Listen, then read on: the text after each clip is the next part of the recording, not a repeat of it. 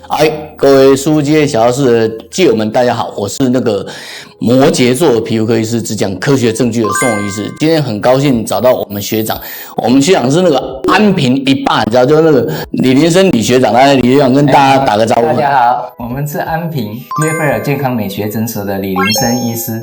你离安平港多远？3分钟。3分钟，你看，下次如果要去安平港玩，可以顺便去打玻尿酸。本来这集是要讲安平的牛肉汤，你知道吗？可是因为学长来了，他对那个玻尿酸很强，所以我们就只好请他讲牛眼睛，讲他需要讲一下玻尿酸。我们讲一下玻尿酸的历史啦。好，从1930年代的时候，一群科学家就在牛的玻璃球体发现了玻尿酸这个东西。玻尿酸被发现了以后，到了50年代的时候，就应用在眼科的手术当中。到了70年代，玻尿酸就应用在我们的关节腔的注射，做润滑的活动。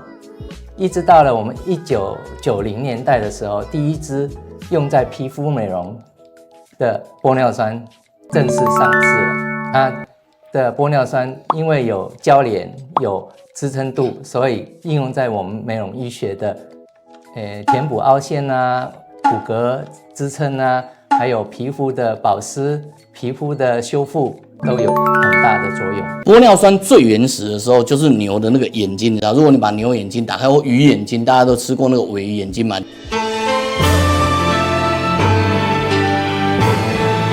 里头那个黏黏的胶状那个东西，在那个我们叫后房吧哈，那个要眼科医师知道，那个里面那个就是亮亮那个就玻尿酸的，你夹的滚那个就是玻尿酸的。那所以它基本上是一个天然产物，可是早年要从那个牛眼去拿嘛，所以玻尿酸的量很难抓了。那这么难抓的情况下，后来差不多经过了快60年、70年，人类才开始有办法大量制造。好，那讲到那个玻尿酸胶联，我们就要问一下李天王，你在安平打那么多玻尿酸，玻尿酸有什么应用的适应症？自从生物科技的蓬勃发展以后，玻尿酸在于制成方面就有很大的进步。然后呢，因为胶链剂还有的运用，还有那个浓度的运用，所以我们产生了各种不同形态的玻尿酸。所以我们一般来说是硬度了，其实是就是它的粘弹性，它的支撑力会不一样。像我们现在已经进步到可以水化的玻尿酸，它是打在我们皮肤深层做保湿、修复，还有那个支撑的效果。好，所以也就是说，能结型的我们当做塑形用，对，然后水化的当做水光针用，是这个概念。对。好，那讲这里我打一下岔，因为各位知道我是皮肤科医师嘛，皮肤科医师就要稍微讲一下皮肤科。皮肤的通道目前已知的大小是500个 Dalton 啊，500个道尔顿哈。那早期如果大家还记得30年前，你看像我们这种老年人一开口就30年，30年前医美界有一个讲法，就是你擦玻尿酸是没有意义的，因为你擦的玻尿酸它其实是进不去。这个说法其实有道理的啦，因为一般玻尿酸的大小大概在2万到10万个 Dalton， 这都算小的。那如果是中等的玻尿酸，大概在10万到100万哦。那大颗一点，大概100万到300万。像刚刚学长在讲打的那个都是100到300万的，100到300万。可是毛孔只有差不多500个 Dalton， 不是500万，500个 Dalton 所以各位可以发现，在保养品使用的一般的水光的玻尿酸面膜，无针水光的打进去的，就是这样穿进去的，大概都在2万上下了因为要够小，它才能够喷进去嘛。然后一般的保养品的玻尿酸面膜大概在2万到10万，就是比较大一点，就覆盖在脸上。可是这种就进不去，它只是补水。那学长刚刚讲的那个有针的玻尿酸跟有针的水光，大概就会落在有针水光大概会落在100万上下就是50到100万，就是用来做那个基础的那个水质的填充，对吧？就是你知道那个我们盖房子要有那个钢筋啊，然后还有水泥啊，这时候玻尿酸的目的就是水泥啦。好啊，然后那个大的玻尿酸的目的就是钢筋啦，这样学长会有及格吗？及格吗？嘿。既然要把水泥和骨架注入到皮肤深层去的话，我们就要用针头来带入。那针剂注射的话，它是属于医疗行为，有医疗行为就会有风险。然后我们一般的风险大概，有红肿热痛，一般的并发症。那其他的比较严重的话，就是会造成那个血循的障碍。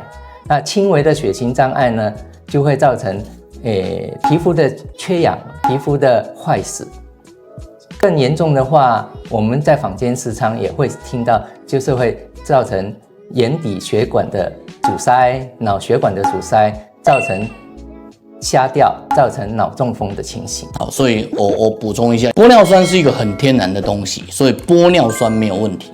但是玻尿酸可能出现问题在交联剂，所以就会出现刚刚学长讲的过敏。那这个不同的厂牌有不同的过敏的几率哈。那厂商20-30年来其实做得不错的哈。那另外玻尿酸是用来补水的，补水有2种方式啊。第一个涂在脸上，那你的那个表皮很表皮的角质层就可以补水。这一段的做法就是玻尿酸的面膜。还有那个无针水光玻尿酸，就是你看到人家在做那个无针的啵，那个部分就是补充角质的浅部的水分啊。这个部分因为是外用，所以不需要医疗的执照。可是再深一点，就是你要打有针的那个水光哈，或者甚至打一般的做骨架型的玻尿酸，这个部分就要医疗执照。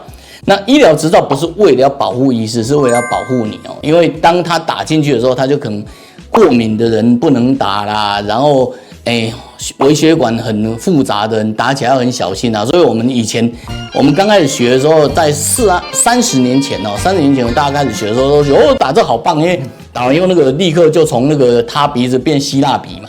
后来才发现这个地方经过20-30年，大家发现这个地方叫危险三角，就是打完以后可能在这个地方造成失明啊，造成中风哦。所以刚刚学长讲的那一段，就是你要慎选安全的医师，比如说你若去安平，也可以找安平北啊那哈。如果你要做那个一般的注射，一定要找安全的医师，这个是美容医学的职责。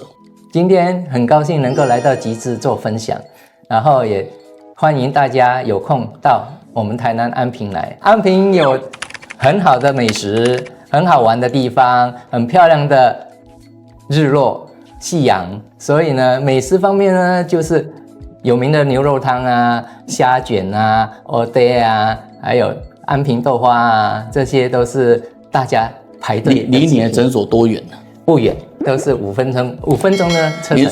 5分钟车程，就是打完了可以去吃完了可以来打这样。吃完了，对，来了安平就要顺便玩哈。各位可以发现这一集我们学长非常的老实木讷，你知道吗？比起像我这么艰险狡猾的学弟，安平的民风真是淳朴哦。那今天非常感谢我们的学长来到那个肌肤监测小教室，跟大家科普那个玻尿酸的基本认知啊！如果对玻尿酸有兴趣的，欢迎点赞、订阅、分享，并且到安平去找那个安平贝啊！我们李林生医师，好这样子，好不好？谢谢各位，学长，谢谢。